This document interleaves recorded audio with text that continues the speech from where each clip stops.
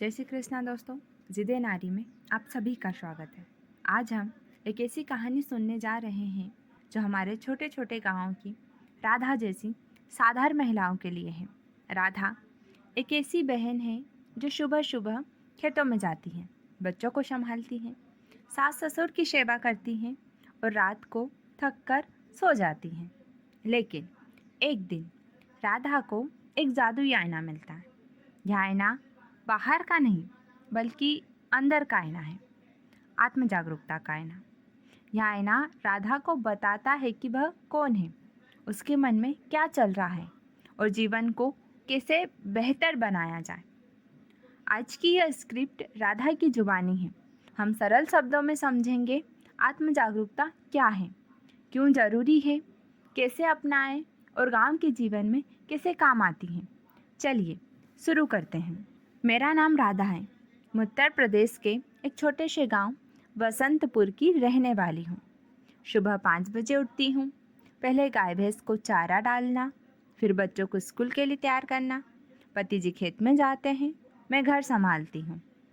दोपहर में खाना बनाना, शाम को पानी भरना, रात को सबके लिए रोटी सेकना। कभी कभी मन में एक उदासी आ जाती है।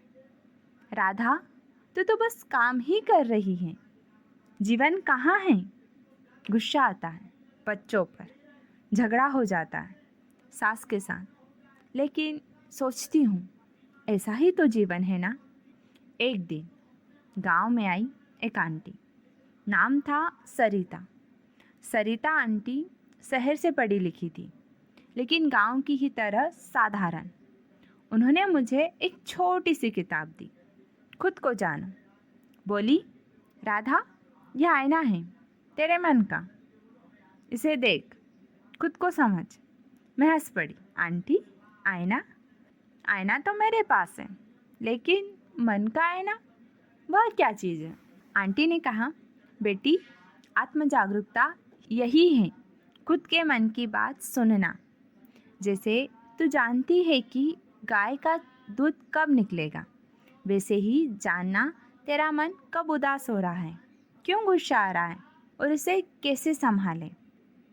आत्म जागरूकता क्या है? राधा की व्याख्या जैसे किसी बहन से बात कर रही हो। बहनों, आत्म जागरूकता कोई मुश्किल किताबी शब्द नहीं है, ये तो बस खुद को जानना है। कल्पना करो, तुम खेत में काम कर रही हो, अचानक बारिश हो गई, तुम भीग रही हो, लेकिन सोच रही हो क्यों बारिश रुक नहीं रही। लेकिन अगर तुम जागरूक हो तो कहोगी, राधा, बारिश तो प्राकृतिक है, मैं छाता ले लूँ। यही आत्म जागरूकता, अपने मन के मौसम को समझना। सरल शब्दों में अपने विचार जानना, मन में क्या चल रहा है। जैसे आज सास ने डांटा, मन उदास क्यों हो गया। अपनी भावनाएं समझना, गुस्सा, खुशी, डर, ये क्यों आ रहे हैं। जैसे बच्चा रो रहा है, तुम गुस्सा क्यों हो रही हो, शायद थकान की वजह से। अपना व्यवहार देखना, तुम क्या कर रही हो, झगड़ा कर रही हो या चुप रहकर सोच रही हो। आत्म जागरूकता 2 तरह की होती है, अंदर की जागरूकता और बाहर की जागरूकता। अंदर की जागरूकता, खुद से बात करना, राधा तू मजबूत है, यह दुख गुजर जाएगा। दूसरा है बाहर की जागरूकता, दूसरे क्या सोचते हैं। जैसे पति जी कहते हैं तुम हमेशा चुप रहती हो, तो सोचना, हाँ, शायद मुझे बोलना सीखना चाहिए। यह आईना प्राचीन समय से है। हमारे वेदों में कहा गया आत्मज्ञान, ग्रीक में इसे नाउ द योर सेल्फ। लेकिन आज मोबाइल और टीवी के ज़माने में हम खुद को ही भूल जाते हैं। केवल 10 से 15% लोग ही सच में खुद को जानते हैं, बाकी सोचते हैं मैं तो ठीक हूँ, लेकिन वह भ्रम है। क्यों ज़रूरी है? राधा की कहानी से सीखेंगे हम। राधा अपने पति से बात कर रही है और शाम का समय है, चूल्हे के पास है। राधा जी, आज आंटी ने बताया आत्म जागरूकता बिना जीवन जैसे अंधेरे में चलना है, क्यों ज़रूरी है, सुनो। पति, हाँ राधा, बताना, खेत में काम करते वक्त मन भटकता रहता है। राधा, देखो जी, पहला कारण है भावनाओं पर काबू। गांव में तो तनाव कम ही होता है, लेकिन फिर भी सास का डांटना, बच्चों का ना मानना, खेती में सूखा, अगर मैं जागरूक ना हूँ तो गुस्सा फूट पड़ता है। लेकिन अब सोचती हूँ, राधा गुस्सा क्यों, थकान है ना। इससे तनाव 20 से 30% कम हो जाता है। WHO कहता है दुनिया में 1 अरब लोग तनाव से जूझ रहे हैं, हम गांव वाले भी। दूसरा है रिश्ते मजबूत बनाना। पहले मैं सास से झगड़ती थी, अब समझती हूँ उनकी उम्र हो गई है, डर लगता होगा, सहानुभूति आती है। शोध कहते हैं इससे रिश्ते 25% बेहतर हो जाते हैं। जैसे तुम जी कभी कहते हो, राधा तो चुप क्यों रहती है। अब मैं बोलती हूँ, हाँ शायद आदत है, सुधारूंगी। तीसरा है निर्णय सही लेना। बेटी की शादी का सोचना पड़ता है। पहले डर लगता था, क्या होगा। अब सोचती हूँ मेरी ताकत क्या है, कमज़ोरी क्या है। IQ से ज़्यादा EQ काम आता है। आत्म जागरूक लोग 30% सही फैसला लेते हैं। चौथा है व्यक्तिगत विकास। मैंने जर्नलिंग शुरू की। रात को 5 मिनट लिखती हूँ, आज क्या अच्छा हुआ। इससे आत्मविश्वास बढ़ा। पहले सोचती थी मैं तो अनपढ़ हूँ, अब जानती हूँ मैं मजबूत हूँ, गांव की रानी हूँ।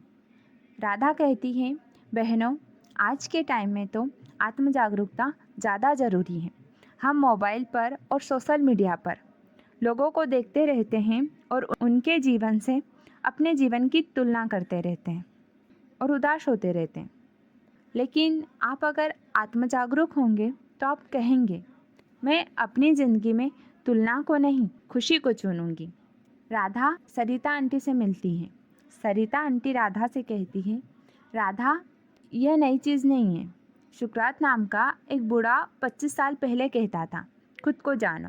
हमारे उपनिषदों में आत्मज्ञान और 1950 में मनोवैज्ञानिक रोजर्स ने कहा यह खुशी की कुंजी है। 2025 में कोविड के बाद लोग बर्नआउट से त्रस्त, लेकिन माइंडफुलनेस से बस सांस लेना सब ठीक है। रोचक तथ्य है 95% लोग सोचते हैं वे जागरूक हैं, लेकिन सिर्फ 10 से 15% लोग ही जागरूक होते हैं, क्योंकि हम कमजोरियां नहीं देखते। राधा कहती हैं, आंटी जैसे मैं सोचती थी मेरा गुस्सा तो सही है, लेकिन अब जानती हूँ वह थकान थी। आंटी कहती, हाँ बेटा, और EQ IQ से ज़्यादा ज़रूरी है, नेता, डॉक्टर, किसान, सबके लिए। राधा अपने जीवन के कुछ उदाहरण बताती हैं जिससे आत्म जागरूक होने के बाद बदलाव आया है। राधा, बहनों सुनो मेरी कहानी। गुस्से पर काबू। एक दिन बेटा स्कूल से रोता आया, मैं चिल्लाई, चुप रह, लेकिन रुकी। सोचा राधा तू थकी है, बच्चा उदास है, गले लगाया, बात की, झगड़ा टला। करियर बदला। मैं खेती के अलावा सिलाई सीखना चाहती थी। पहले डर लगता था, अब सोचा मेरी ताकत धैर्य है। गांव में सिलाई क्लास ज्वाइन की, अब अतिरिक्त कमाई करती हूँ। विषाक्त रिश्ता। पड़ोस की भाभी हमेशा जलन करती थी। पहले मन खराब होता था, अब सोचती हूँ ये उनकी समस्या है, मेरी नहीं। दूरी बनाई, शांति मिली। अब सवाल उठता है आत्म जागरूकता को कैसे अपनाएं। व्यवहारिक तरीके। राधा बताती है, बहनों आत्म जागरूकता अपनाना कोई मुश्किल काम नहीं है। हर रोज़ 5 मिनट करो। सांस लो, गुस्सा आए 3 सांस लो, वह भावना क्यों, पूछो। जर्नलिंग। पुरानी डायरी में लिखो, आज खुशी क्यों। प्रतिबिंबन। रात को सोचो, आज क्या सीखा। फीडबैक। पति या सास से पूछो, मैं कैसी हूँ। माइंडफुलनेस। खेत में चलते सांस गिनो। राधा कहती है, देखो अब घर में शांति है, बच्चे सुनते हैं, सास हंसती है। शोध कहते हैं खुशी 40% बढ़ती है।